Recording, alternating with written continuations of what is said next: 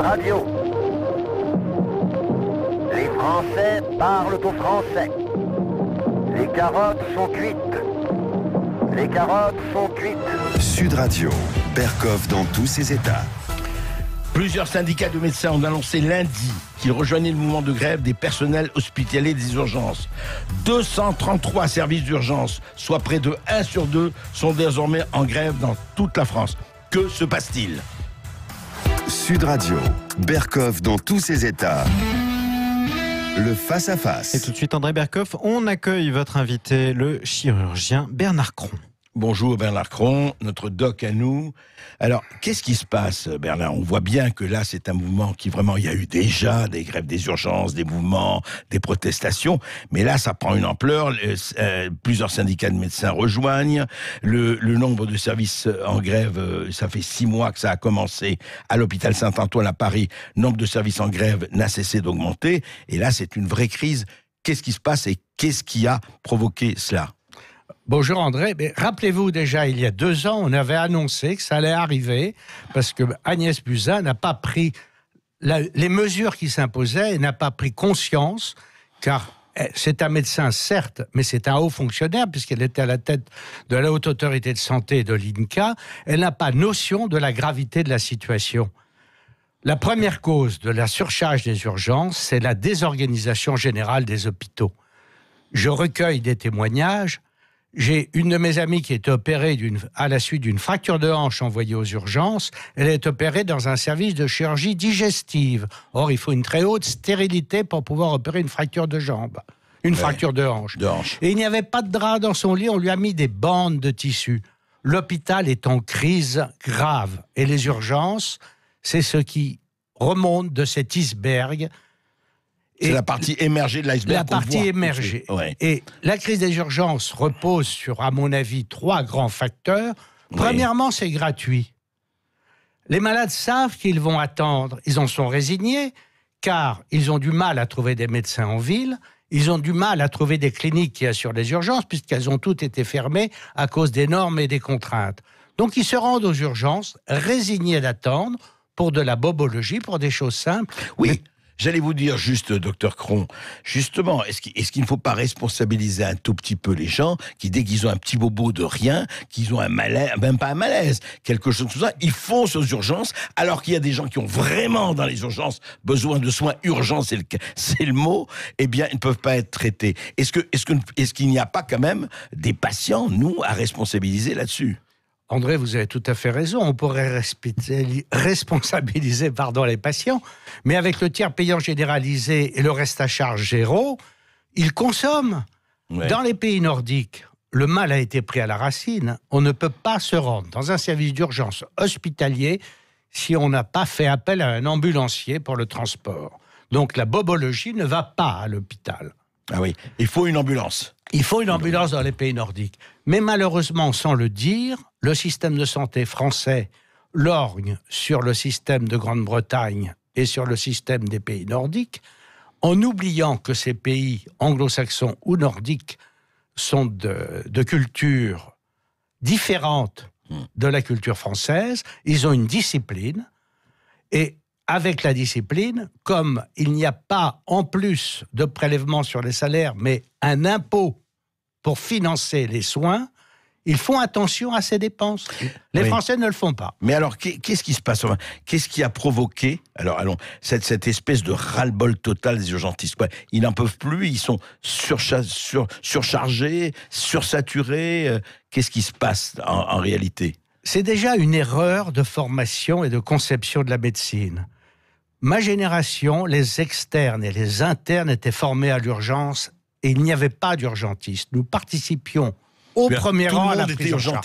Tout le monde pouvait participer aux urgences. Maintenant, c'est dans les mains des urgentistes. Vous m'avez parlé de votre expérience qui date effectivement de votre clinique, d'une clinique où vous étiez, Bernard Cron. Eh bien, c'était une clinique libérale, conventionnée, classique, familiale, d'une centaine de lits. Nous assurions nuit et jour, 24 heures sur 24, les urgences de toute discipline, sauf la neurochirurgie qui est une spécialité très particulière. Bien sûr. Et avec une petite équipe libérale au tarif conventionnel, on a pris en charge 132 000 urgences.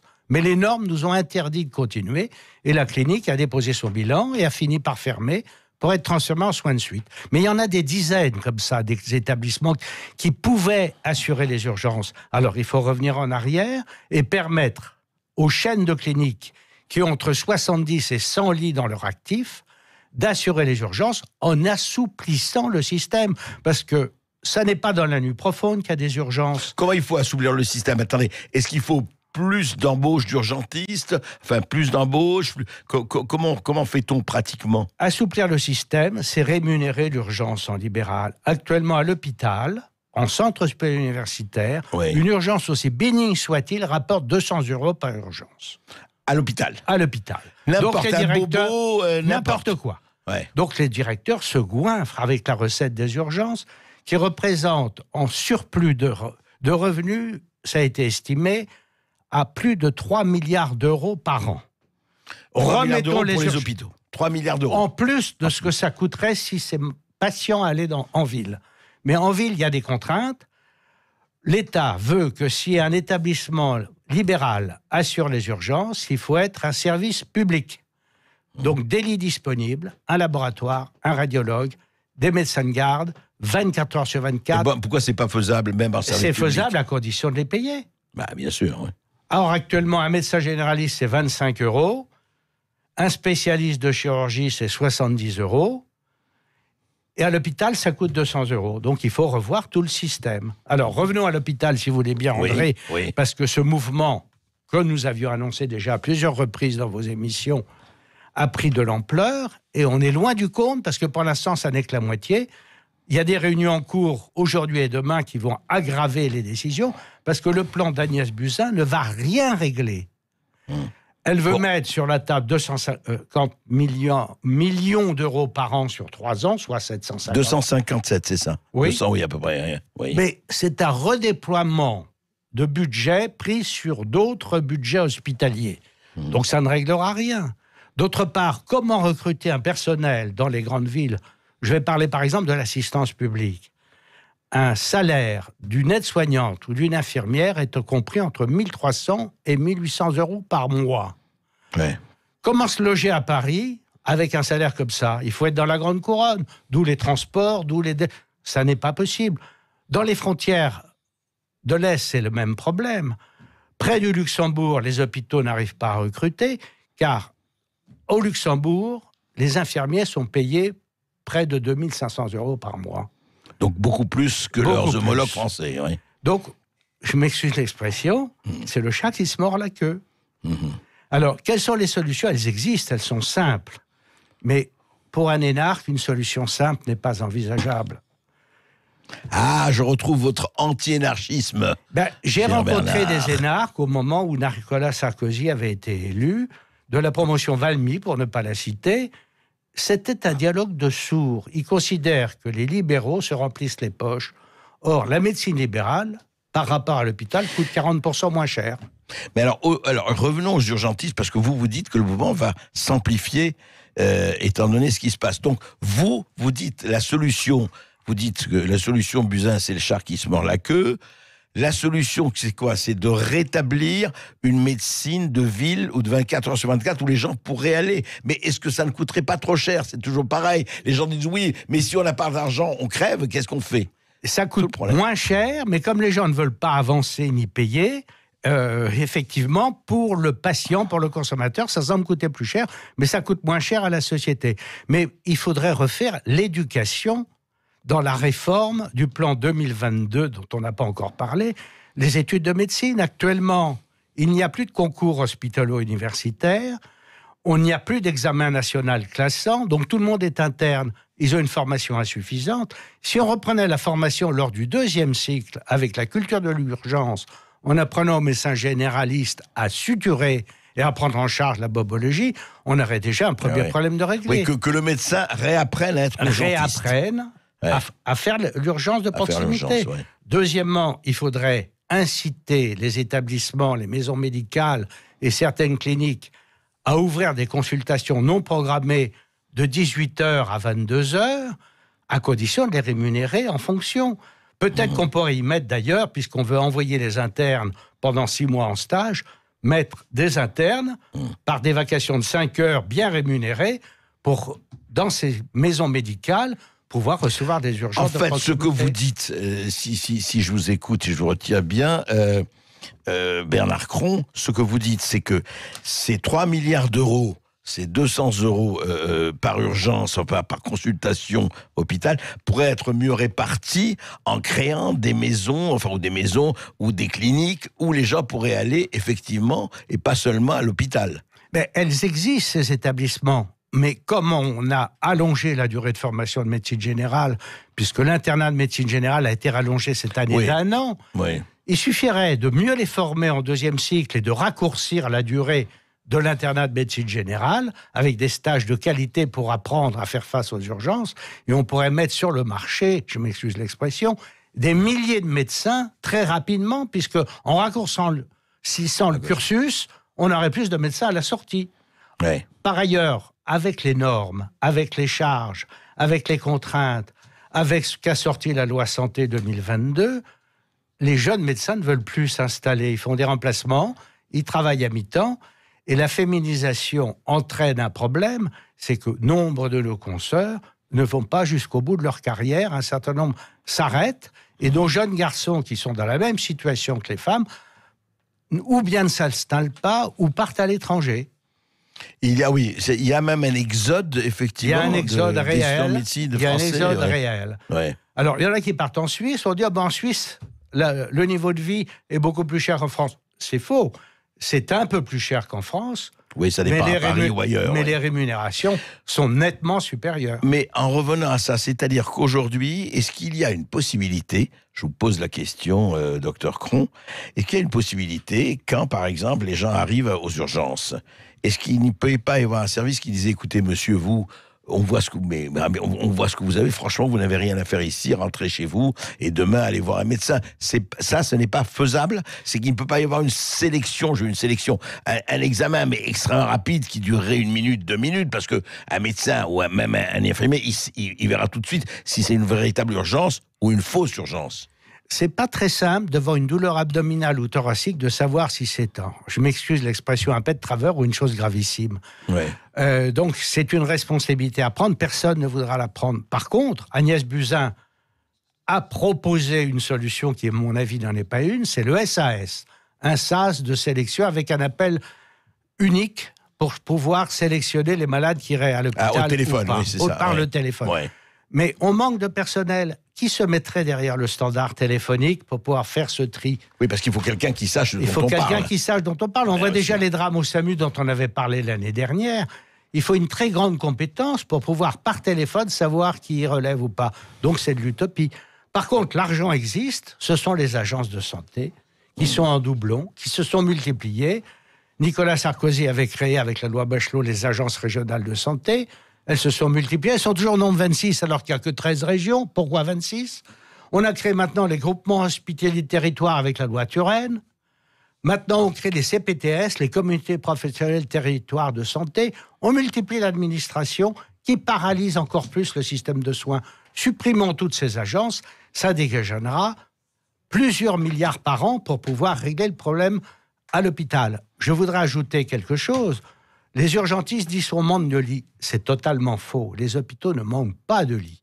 Il y a eu des lits fermés parce que la culture de la chirurgie ambulatoire s'est développée en France. Oui, mais il y a des lits, il y a ce qu'il faut. Ils existent. Ouais. Simplement, ils sont mal gérés. Et d'autre part, les directeurs. Et le directeur, c'est le seul patron de l'hôpital. Les chefs de service ne sont plus les patrons de leur service. Ils n'ont pas leur mot à dire. Donc le directeur interdit l'hospitalisation directe dans le service concerné d'un patient dont la gravité justifierait l'hospitalisation. Il doit passer par l'urgence. Affaire à suivre. Merci Bernard Cron.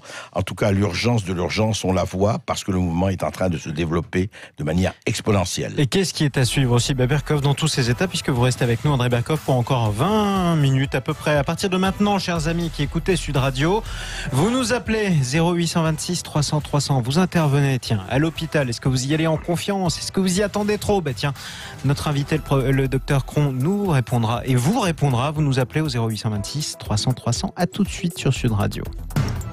Sud Radio, Berkoff dans tous ses états. Réagissez sur le Twitter, Facebook et sudradio.fr. Ici Sud Radio. Les Français parlent au français. Les carottes sont cuites. Les carottes sont cuites. Sud Radio, Berkoff dans tous ses états. Eh bien vous, c'est à vous, les auditeurs de Sud Radio, les auditeurs de Berkoff dans tous ses états. On vous attend. Eh bien, tout de suite, on trouve Jean-Christophe. Bonjour à vous. Vous nous appelez au 0826 300 300. Et vous, Jean-Christophe, vous voulez réagir à la dette française? Affirmatif. Bonjour, Monsieur Berkoff. Bonjour. Vous interpellez, c'est pas possible, puisque vous synthétisez non plus, c'est absolument impossible. Vous mettez mon cerveau en ébullition et j'ai besoin d'y réfléchir. Donc, je suis toujours le vieux mâle blanc de plus de 55 ans. Bravo, moi aussi. Merci. Mon Dieu, vous n'êtes pas dans la bonne catégorie. Bon, enfin bon. Je voulais rebondir sur cette espèce de schizophrénie. Parce que tout à l'heure, on en a parlé. On a parlé de Valéry Giscard d'Estaing, qui est un homme charmant, qui s'est construit quand même une personnalité sur inexistante, puisque c'est son père qui l'a fabriqué, qui a acheté le nom. Et il vient aussi également d'un milieu d'affaires, on va dire, qui vient de la banque, d'une certaine banque qu'on ne va pas tout de suite nommer. Bon. Non. Mais l'endettement est une bonne affaire, sachez-le. Lorsque vous avez parlé de 1974, rappelez-vous de 1973 où on a privatisé la Banque de France. Tout à fait. Pompidou. Voilà. Pompidou, merci. Interdiction d'emprunter à taux zéro puisqu'on n'avait plus de Banque de France, exact. Ben voilà, donc en fait la création de la dette est une bonne affaire. La dette est une fiction, puisqu'on a fait de la dette sur la dette, vous l'avez rappelé tout à l'heure sur les 40 milliards, et que par la suite de cette privatisation de la Banque de France, on est tout de suite passé à Total. Vous vous rappelez le pétrole? Exact. Rappelez-vous, on était à vélo, c'était bien, 73-74. Bref, aujourd'hui, on va essayer de terminer par une petite pointe assassine. Allez-y. Baudelairienne. Vous avez parlé aussi également des députés qui se feraient une double surfacturation de leur note de frais. Enfin, pas nous, Monsieur Berkoff. Non, pas nous. Pas vous. Non. Vous avez de très belles vidéos où on voit des députés européens arriver sur présentation d'aucun document, se faire rembourser en liquide. Tout ça est connu et fort connu depuis fort longtemps. Bien sûr. Nous sommes schizophrènes et bipolaires. donc pour vous la dette c'est devenu une espèce de une métastase qui intégrée quoi. Rappelez-vous qu'avant on achetait comptant. Rappelez-vous qu'avant il n'y avait pas d'emprunt. Rappelez-vous que quand vous aviez de l'argent, vous pouviez vivre. Aujourd'hui, donc vous devez travailler pour rembourser. Donc vous devez vous endetter. Avant, on était dans la logique. Mon arrière-grand-père disait: tu as, t'achètes, t'as pas, t'achètes pas. Aujourd'hui, si vous voulez quoi que ce soit, vous vous endettez. Bon, c'est une bonne affaire, la dette. Je vous garantis, elle est fictive et il faut arrêter de s'angoisser avec ça. Là, il y a deux gros mots qui me reviennent tout le temps en constance, d'ailleurs, par rapport à nos présidents. C'est la croissance et la compétitivité. Vous savez bien qu'on n'est pas dans un monde exponentiel. La Terre est finie, donc la croissance n'existe pas, ou alors on sera un électron. Et la compétitivité, nous ne le serons jamais. Vous savez, les ouvriers chinois dorment sur place. Donc j'arriverai pas à ça. Non, ce serait un peu compliqué. Jean-Christophe, merci. J'aime beaucoup votre lucidité. Merci. Merci à vous, Jean-Christophe, de nous avoir appelé au 0826 300 300. Même numéro qu'a composé Patrick. Bonjour à vous, Patrick. Je crois que vous voulez parler d'écologie, tiens. Oui, bonjour, Patrick. Oui, bonjour tout le monde. J'espère que vous allez tous bien. On est reparti pour le mois de septembre, c'est très bien. Heureusement. Le plus dur reste à venir. Donc, je voulais parler de deux choses, effectivement, de la dette et de l'écologie. L'écologie, là, je suis Boissante Marie Jaune, en parlant poliment. J'entends, il faut pas entre 5 et 10 mètres, pas loin des habitations. Donc, si on met entre 5 et 10 mètres, ça veut dire que ça pollue. Donc, on doit voir l'intérieur entièrement. Ça va l'amateur, et les derniers qui se font avoir, c'est les consommateurs. Voilà, ça c'est la première des choses. Donc, mais comme ça rapporte trop d'argent, et tant qu'on sera dans le mouvement de l'argent, eh bien, Patrick, vous savez, j'en ai parlé hier dans Berkoff dans tous ses états. Vous savez que Daniel Cueff, le maire d'une petite commune, voulait lui empêcher que ses administrés aient du glyphosate, comme vous le savez, à 150 mètres, à même moins de 150 mètres. Et le préfet l'a empêché parce que le maire n'a plus de pouvoir. Il ne peut rien décider là-dessus. Vous voyez ? C'est quand même grave. Alors je comprends pas parce que Et ils ont des pouvoirs quand même, les maires. Eh bien, ils n'ont plus ce pouvoir-là. Ils n'ont plus le pouvoir de défendre leurs administrés. Mais alors, pour ça, ils n'ont pas le pouvoir, mais quand moi je suis propriétaire d'un endroit, il y a la taxe de l'eau, admettons, je ne sais pas comment on l'appelle là, l'assainissement de l'eau. Eh bien, ils ont voté une loi à la mairie, je ne vous dirai pas le petit nom, un petit village, comme quoi ça va directement au propriétaire à la payer, qui doit se débrouiller avec le locataire. Ça ne va pas dire le gars. Alors, quand ça les arrange, ils le font, mais quand ils ne les arrangent pas, il y a une limite de l'argent. Et pour la dette de la France, en fait, je reviens sur une chose, là, justement, je vous ai envoyé un courrier que j'ai jamais eu de réponse. Bon, mais enfin, bon, voilà. Ça, c'est la première réponse de radio. Sur le problème de la dette de la France, c'est voulu. Après, oui, c'est ce que disait Jean-Christophe, oui. Dis-moi. Nous sommes, monsieur, vous qui êtes bien informé, nous sommes la combien puissance mondiale en or? Nous sommes placés combien? Alors écoutez, c'est une bonne colle, je sais qu'on est en haut, mais combien, je ne sais pas.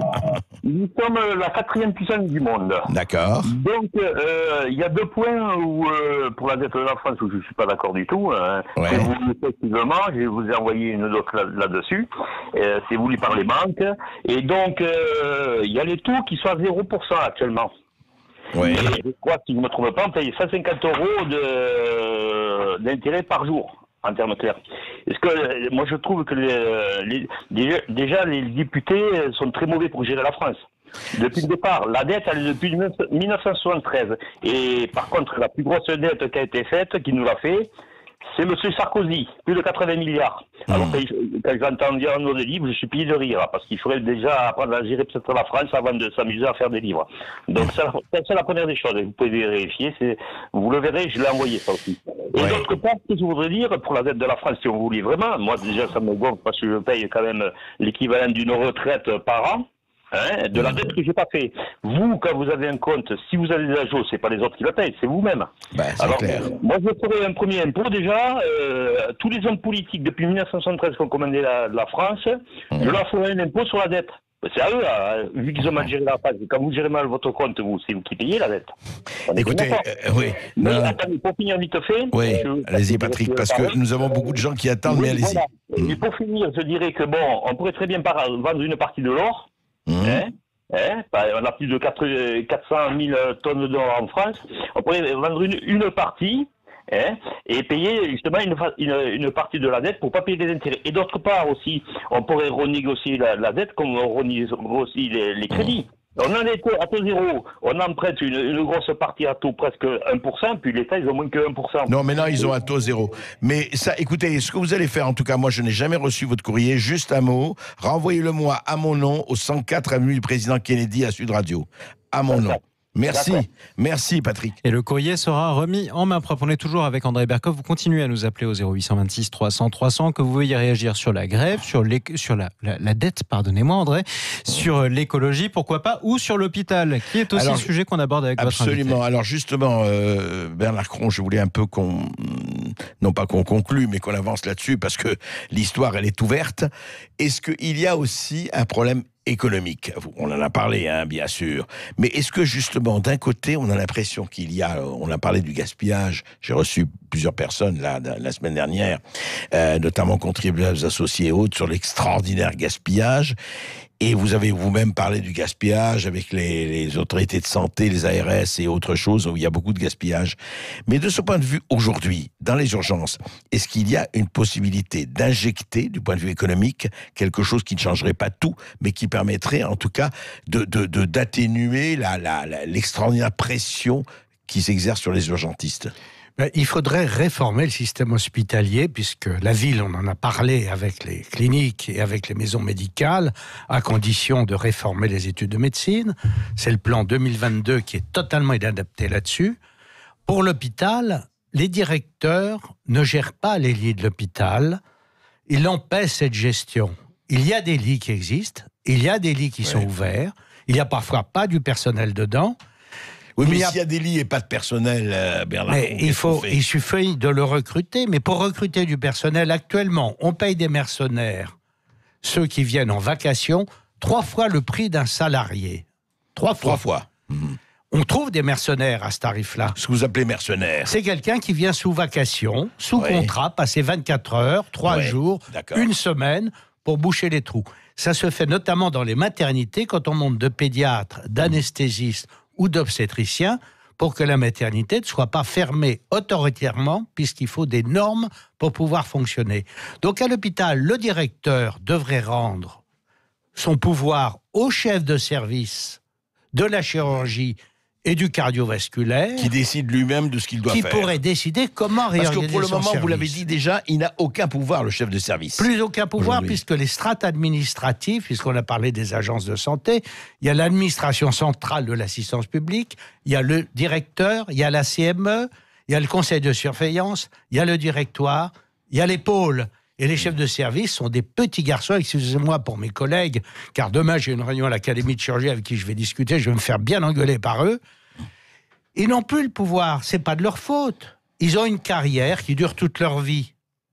Donc il faut être bien vu de l'administration, bien vu du pouvoir, sinon on se fait taper sur les doigts. C'est pour ça que j'ai démissionné de l'assistance publique pour me lancer dans le libéral. Parce que oui, c'est ce que vous voulez dire, c'est qu'ils ne protesteront pas, eux, comme leur carrière dépend de l'administration. Donc surtout, faisons profil bas, pas de vagues, etc. Exactement. Et ceux qui étaient des grandes gueules sont partis et continuent de partir avec des démissions. J'ai l'exemple que m'a donné le secrétaire de l'Académie de chirurgie, pas plus tard que la semaine dernière, d'un service hospitalier que je ne nommerai pas, dont le patron était mal vu de ses assistants. Il est obligé de partir. Il a été mis dans un autre service. Les assistants ont essayé de recruter un autre chef de service. Ça n'a pas été possible. Et ce chef de service est revenu. Du coup, les 3 assistants ont démissionné. Le chef de service dont il ne voulait plus est revenu. Il est revenu et les 3 assistants ont démissionné. Et ils partent dans le libéral. Parce qu'il faut appeler un chat un chat. Les salaires hospitaliers sont trop bas. Donc les gens compétents, les gens titrés, les gens qui ont du charisme et les gens qui ont un recrutement... Ils vont dans le privé ou ils partent. Ils partent parce qu'un chirurgien dans le privé, c'est pas mirobolant, mais ça gagne quand même mieux sa vie qu'à l'hôpital. Eh bien, écoutez, nous reviendrons là-dessus parce que les urgences, c'est vraiment quelque chose qui va nous occuper longtemps. Et nous remercions votre invité, André Berkoff. Vous étiez avec Bernard Cron, chirurgien. André Berkoff, cette semaine, Claude Nougaro, vous aimez beaucoup ses chansons, notamment, aurait fêté ses 90 années. Eh bien, justement, dans quelques instants, avec Jacques Pessis, dans Les Clés d'une vie, émission spéciale en hommage à Claude Nougaro. Tout de suite sur Sud Radio.